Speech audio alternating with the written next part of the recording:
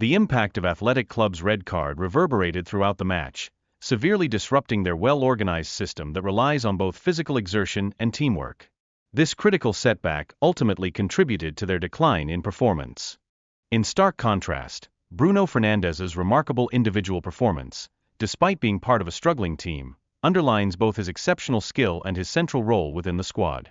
His consistent high-level performance makes him a leading contender for the Player of the Season, illuminating the disparity in contributions across the league. The prospect of an all-English final in the Europa League invites a deeper analysis of the strategic choices clubs may make. It appears that some teams are likely to prioritize this competition over their league positions, aiming for European qualification through cup success rather than traditional league standings. While financial incentives might drive clubs to focus on the Europa League, this approach could create significant long-term complications. The necessity of balancing performances across both league and cup competitions becomes increasingly clear, as neglecting one could jeopardize overall success.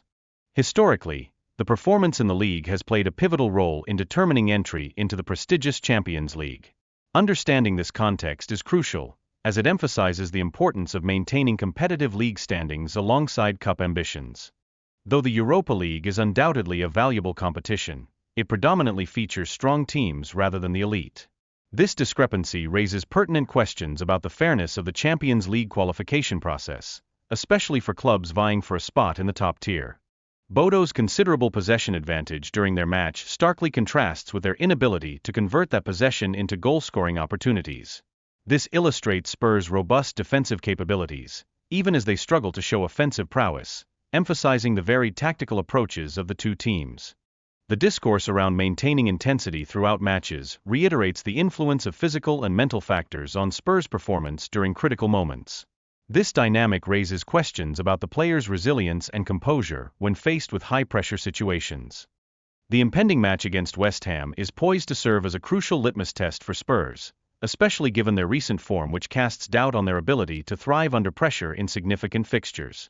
This adds an extra layer of intrigue to their upcoming challenges. Graham Potter's demeanor during press conferences reflects the mounting stress he faces, signaling a notable departure from the confidence he once displayed. This shift could potentially influence both team morale and their on-field performance, complicating the road ahead. The significance of a strong pre-season and the successful acquisition of key players are highlighted as essential for Potter's success. A well-prepared squad could help mitigate some of the pressure he is currently experiencing, paving the way for a more stable future. Chelsea's recent dominance in matches serves as a testament to their depth and quality, particularly when juxtaposed with Potter's ongoing challenges. This disparity not only accentuates the pressure on him but also underscores the complexities surrounding managerial expectations in high-stakes environments. Current discussions surrounding women's sports underscore a commendable focus on growth and support, prioritizing positive initiatives over divisive issues such as testosterone levels and chromosomes. This marks a significant shift towards unity and progress within women's athletics. The FA's commitment to providing opportunities for all players, irrespective of gender identity or biological sex, complicates their response to recent rulings. This situation reflects broader societal challenges in ensuring inclusive practices within sports. Amidst these developments, concerns voiced by parents regarding safety and fairness in women's sports highlight the emotional complexities surrounding the participation of transgender athletes. Such discussions emphasize the crucial need for constructive dialogue that balances inclusivity with safety. As the season unfolds, the potential for Nottingham Forest to secure a Champions League spot remains uncertain, illustrating the highly competitive nature of the league. This ongoing unpredictability serves as a reminder of the ever-shifting landscape of football standings. Moreover, the importance of squad depth in influencing team performance comes into sharp focus. Larger squads, such as those of Manchester City and Chelsea, possess inherent advantages that can greatly affect the fortunes of smaller teams within the league. Lastly, the discussion of mental and physical fatigue as factors impacting Nottingham Forest's recent performance decline is critical. The demanding nature of a long season appears to have taken a significant toll on the players, reflecting the challenges that come with maintaining high levels of performance over time. Jonathan, in the Telegraph, they are calling it a statement win. And of course, all the damage done in the first half.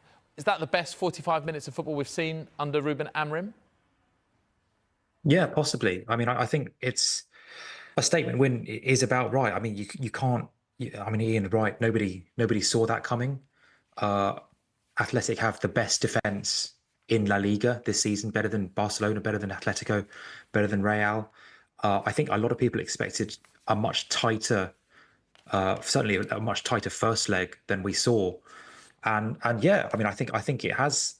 You just have to take your hat off to a performance like that.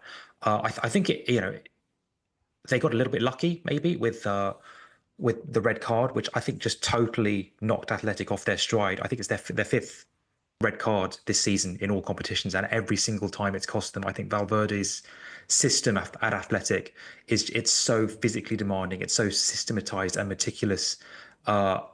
Where everybody basically has to muck in with defense and attack, that if you take a player out of it, it does have the tendency to fall apart. So they do get lucky from that aspect, but the way that they capitalized on that, the way that they seized the moment, and obviously Bruno with those two goals in the first half, they had chances in the second half, I think, to get a fourth that would have really put the seal on it. But to be honest, I think this tie is already over. Ian, I have to ask you about Bruno Fernandes, because of course when we've spoken previously on this show, you've mentioned that he is your pick for player of the season. You feeling a bit smug with yourself now? No. I've been in this industry too long to ever feel smug, because as soon as you feel smug, then there's another opinion that you express that'll come back to haunt you. But no, I did say it. I wrote it last week in my column. I said it on this program last week. He is my pick for Player of the Year. He is my vote for the FWA Player of the Year. Won't go into all the details of it again, but it's because of the way that he has managed to keep his levels high, playing for a really, really poor side. I've said, I'm repeating myself, it's always easier to play well if you're a good player in a good team. It's a lot harder to play well in a poor team. He keeps doing it. I did have a few messages from people tonight saying, "Oh, I see your mate scored again." He's had another impactful night. That is all that I could say. And if take him out of that team, and well, I'm not sure they've got a team, frankly. Send him a little smiley face emoji on WhatsApp. I'm sure he'll appreciate it. In the Sun, top of the bill, Ruben Ange set for Spain. Showbiz, of course, we mentioned it before. Bilbao will be hosting the Europa League final. Jonathan, I think we've got the situation now with both of the teams, and we'll talk about Spurs in a minute, in very commanding positions in their respective semi-final ties. It does look like an all-English final is on. Between the teams that are currently lying 14th and 16th in the Premier League, I mean, is there a situation here where maybe they might target the Europa League and prioritise the Europa League, because actually it's easier to qualify for the Europa League by winning it than it is by finishing top 4 or 5 in the Premier League? Well, I mean, maybe it's turned out that way in the way the second half of the season has gone. United, obviously, their chances of finishing in one of the European places, that probably went in about February, March. Spurs, clearly even earlier in the season. I think their league season was pretty much over by Christmas, if you kind of take for granted that they weren't going to get relegated. So that's the way it's turned out. I don't know if that's what teams are going to start doing from the outset, because you remember it's a 36 team competition. It's an incredibly Byzantine league format, then going into playoffs, then going and we've heard this argument before, whether teams should target the Europa League. It's a really, really tough competition to win. There are some really top teams across Europe in that competition. You have to adapt across an 8-month season. You need to have some luck with form, with injuries, with a bounce of a ball, with refereeing decisions, with penalties often at times. So I think United and Spurs have both had really, really poor league seasons. That is not a reason for them it might be a reason for them to concentrate on the Europa League this season, but it's not a reason for them to take their foot off the gas next season. And the other thing I would say just quickly is that it is a little bit of a shame, I think, that this competition has almost become kind of a second. I know it's a secondary competition, but the narrative has almost been taken over by, is this necessary for Ange to keep his job? Is this necessary for United to get the Champions League money? And obviously these are natural instincts for big clubs. But I think, when a competition isn't sufficiently worth winning in its own right, then I think you have to start asking the questions. Yeah, what's your thought on what Jonathan's just said there, Ian? Do you agree? I certainly agree with the first part of what you said. It is a really difficult competition to win. It really is, for all the reasons that you've just articulated there. I think it does have merit in its own right. I don't, by the way, think that clubs will start targeting winning the Europa League ahead of performing well in the Premier League. I think that's gonna lead you down a cul-de-sac from which you'll never return. But I do have a view. I do have a view on the carrot that UEFA dangle at teams in the Europa League, which of course is if you win it, you get access to the Champions League and all that, the money that I referred to earlier. This is a really unpopular opinion. I don't know anybody who agrees with me. Certainly nobody on my Twitter feed does. I don't think that winning the Europa League should get you into the Champions League, simply because, well, for two reasons. Traditionally, Champions League, previously the European Cup, has always rewarded performance in the league. That's what it's always rewarded. That's what it's about. That's why it's called the Champions League. The Europa League is a worthy competition in its own right, always has been in its previous incarnations, but it is a competition for very good teams rather than the elite teams. And I don't see why a team that wins a competition that comprises good teams should therefore be granted access to a competition that contains elite teams. To me, it doesn't make sense. I don't begrudge Manchester United or Tottenham. If they do it, they'll have earned the victory, they'll have earned the trophy, and they'll get, and like I say, they'll get the Champions League money that comes with it. That would then give us six Premier League teams in the Champions League next season. That's almost a third of the Premier League and the Champions League. Don't know how that sits with me either, but there you go. Those are UEFA's rules, and we'll happily go along with it if it means that we get extra spots. Bow wow, you can see the headline there in the Mirror. Ruthless United reign in Spain to put 1 foot in Europa final. Jonathan, I'm now going to put what Ian has said to you. Are you going to be the only person on Twitter or in the entire world to agree with him about the Europa League winning it shouldn't result in getting to the Champions League? He's almost convinced me. I mean, he is a very persuasive man. It always has been. I would say it'd be an interesting experiment. I think the one thing I would add to that is that the teams that have come through winning the Europa League into the Champions League, Eintracht Frankfurt, Villarreal, Sevilla, obviously the primary example, have not pulled up any trees in the Champions League. Does that suggest that winning the Europa League in itself should be a sufficient qualification to get into Europe's primary club competition? I think it's a point that could be argued, and I'll pay tribute to Ian for sticking his neck out and making it. All right, let's move on to Tottenham, shall we? The final countdown is the headline in the Times. And yeah, the picture is there, Bruno Fernandes, and quite literally leading by example. Here he is, leading his players in celebration.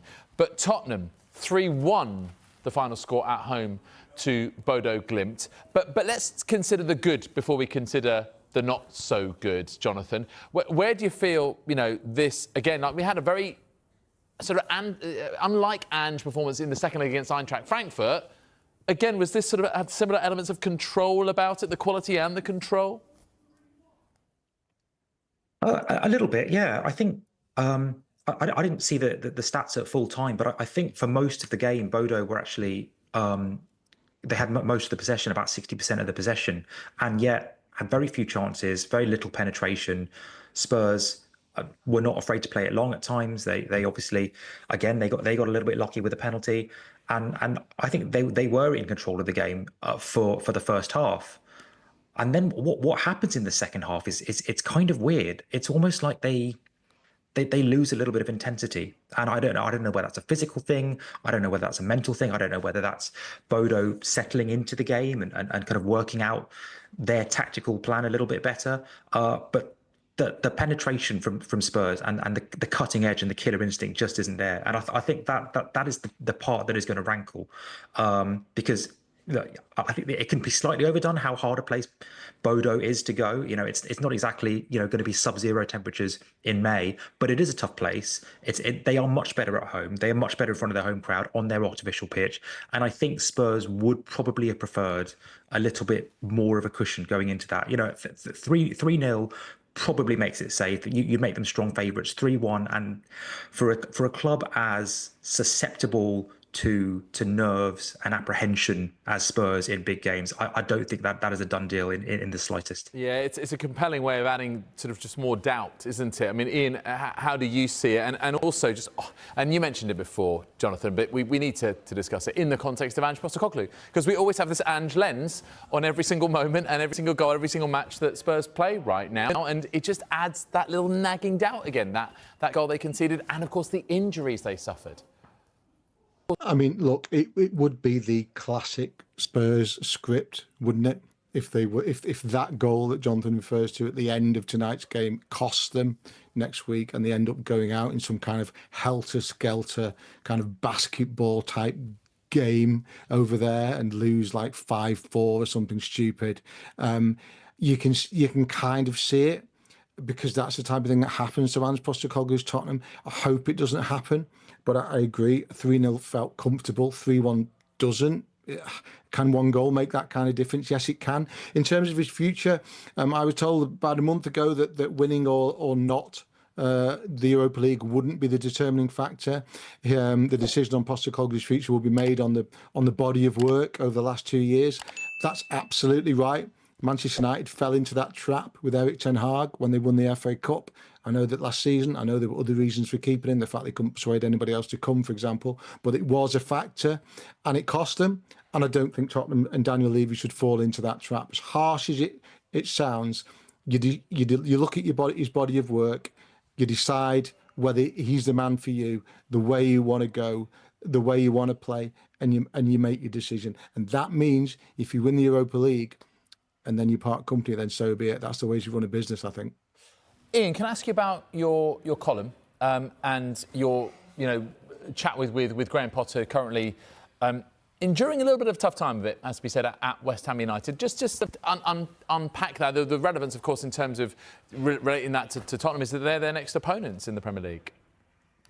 Yeah, they play each other on Sunday. And yeah, look, I'm a fan of Graham Potter, and I have been since he was in Sweden, and obviously came through to do well at Brighton. I've always found him a very kind of intelligent, level, and talented football coach, a guy who manages to keep things in perspective.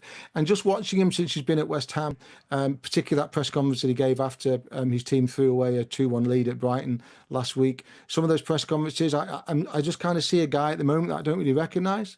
I see a guy who looks a little bit as though the walls are caving in around him, although he seems very, it looks like he wants to take on the world a little bit.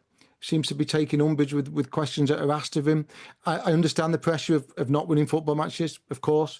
Graham isn't the first manager to struggle in a post-match press conference, and we shouldn't judge managers on that solely. However, I just look at the moment, I feel like I'm seeing a different manager, and I just wonder whether he's carrying a little bit of the baggage or a little bit of a few of the scars that he admits he were inflicted by that sacking at Chelsea, whether he's carrying a little bit of that into this job at West Ham. I really hope he's not. I hope he can shake it off. I think if he has a good summer with a decent pre-season, gets a couple of players that he wants, I know they'll have to sell a couple for financial fair play reasons. I think if he gets the squad he wants, he'll have a chance.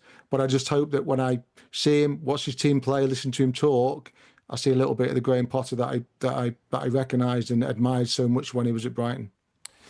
And in your paper, Ian, Premier Power is the headline because it wasn't just Tottenham and Manchester United with decent wins in Europe, but also Chelsea. And to be expected, given the quality of their opponents, Djurgården, by 4-1, Jonathan. And Nico Jackson with a couple of confidence-boosting goals, I'm sure, and contrasting goals too. Ty Dunn, in your book?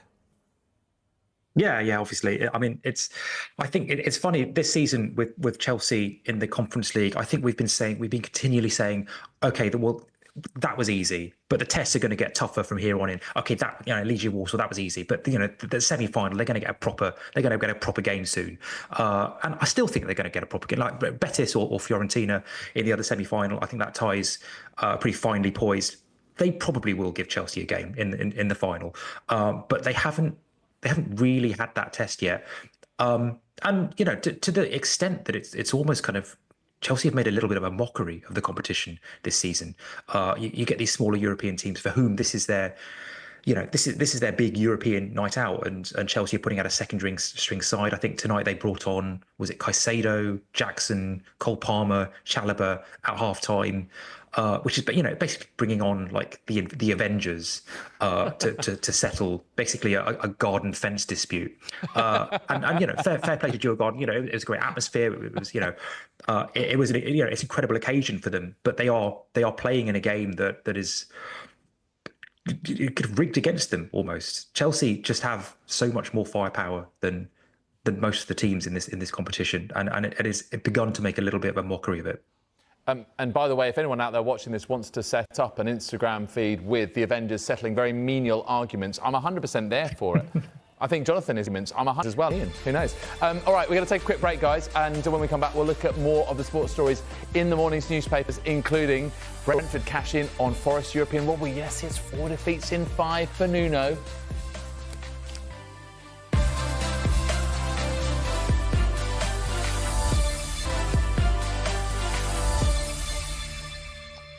You are watching Back Pages tonight. Welcome back to you at home. Welcome back to the Guardian sports writer Jonathan Liu and to Ian Ladyman, who is the Daily Mail's football editor. Right, we're going to switch focus and talk about a story in The Telegraph. Victory for women's sport as football joins trans ban. Keir Starmer, the Prime Minister, backs FA's decision after Supreme Court verdict. So transgender women are to be banned from playing women's football, cricket and netball in England following the Supreme Court ruling on single-sex spaces. Jonathan, your thoughts on this story, given that now, it has been a decision that has been taken by the FA, so the major sport and the governing body in this country? Yeah, I think it was expected. I think following the Supreme Court decision, I think a lot of governing bodies are going to go the same way. I think the ECB are going to do the same in cricket soon. And I think, that was that's the way the prevailing political current is going. Like I spent today at Lord's. I spent today with where they were launching the ICCs. The ICC and the ECB were launching the 2026 Women's T20 World Cup, and there were like a lot of like incredible voices in the room, and a really inspiring discussion about women's sport, how to grow women's sport, how to support women's sport, how to protect women's sport, how to sell it. And there were great ideas. There were very inspiring speakers, Malala Yousafzai and Vanessa Williams and Red Roses and players from the current England team. Nobody was talking about testosterone. Nobody was talking about chromosomes. Nobody was talking about the moral panic of changing rooms and swab tests and whatever. Because this was never about protecting women's sport. This is because certain members of the political class and the media get a kick out of punching down on some of the most marginalized people in our society. That's why this is at the top of the agenda. The number of transgender footballers in women's football in this country is small, it's tiny, a handful, pitiful number. Why is there such a moral panic? Because certain people have put it to the top of the agenda, and very few of the people, none of the people that I see making a big noise about this were at Lord's today to talk about the future of women's sport, because it never was about women's sport.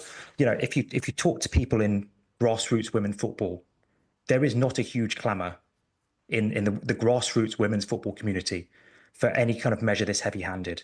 It's using the full power of the law and the media and political opinion to punch down. And I think a lot of people get a bit of a sick kick out of it.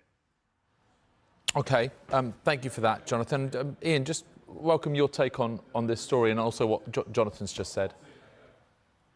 Yeah, look, firstly, it's an incredibly difficult situation, I think, that the FA have found themselves into. We've got to remind ourselves what the FA are about and what they're really for. We think about the FA Cup, we think about the national team, but the FA aren't. That's not what the FA is. The FA has a responsibility, a desire, a need, an obligation to provide opportunity for us all to play football. That's what the FA is. That's what they're about. Whoever we are, wherever we come from, etc., whatever our biological sex, however we identify. So they found themselves in a very difficult situation. I think they've been backed into a corner a little bit by the Supreme Court ruling. Some people may say that it's given them an excuse to do what they wanted. I don't know about that, but I certainly find themselves backed into. I think they find themselves backed into a corner by the Supreme Court. I do think, as Jonathan's alluded to, that other sports will now follow, without a doubt. And I will say, it might not make me very, very popular with Jonathan, I don't know, but I will say certainly not come at this as a journalist, but as a father of a daughter who likes to play football, though at the moment only in the back garden. Is that I do have a concern as a parent about her safety on a football field and her fairness on a football field, and I think that voice has to be heard as well. And I think, I don't apologise for feeling uncertain about that and for feeling uncomfortable about that. And I think a lot of people probably feel the same way. But the upshot of this is that I don't know I don't have a solution. And I like to have firm opinions. I like to offer solutions. I like to offer ideas. I don't know if I have a solution to this problem, because I go back to what I said at the start. The FA do have an obligation to provide an opportunity for us all to play the game that we love.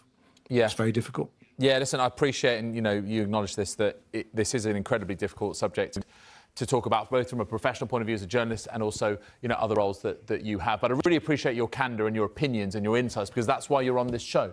We've only got literally a minute or so, gents. So very quickly, if you can, on Nottingham Forest losing 2-0 to Brentford in the Premier League. And Jonathan, ultimately, it's a sad demise for Nuno Espirito Santo and Forest, because they were the story of the and for now they may not make the Champions League. Yeah, I mean, I wouldn't rule them out yet, but I think it looks like the deepest squads in Manchester City and Chelsea and to a lesser extent Newcastle are going to pip them to the fifth place in the Champions League. I think it's a small squad, it's a compact squad, and it's a pretty tight system. And I think maybe they've just run out of legs a little bit, and mentally as much as physically as the season's gone on. All right, gents, we're going to have to leave it there. Jonathan, Ian, thank you very much indeed. It's been a pleasure having your company this evening. We will see you soon, I am very sure indeed. Don't forget, Back Pages tonight is back tomorrow. And our guests will be ESPN's Mark Ogden and Miguel Delaney from The Independent. Of course, as you know, the show's available as a podcast, Back Pages tonight, 1:30. And you can just download Back Pages on Apple, Spotify, wherever you get your pods. So make sure that you stay with us, because on the way, we're going to be talking more about, well, of course, the great nights in Europe for Manchester United, Tottenham Hotspur and Chelsea. Stay with us. This is Sky Sports.